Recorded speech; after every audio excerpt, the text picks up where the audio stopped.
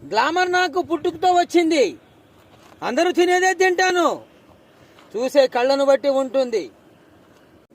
నన్ను ప్రేమించడం మానేయండి, ఊరుకుంటా. ద్వేషిస్తే సహించను. ఏంటమ్మా ఈ టైంలో వచ్చావు?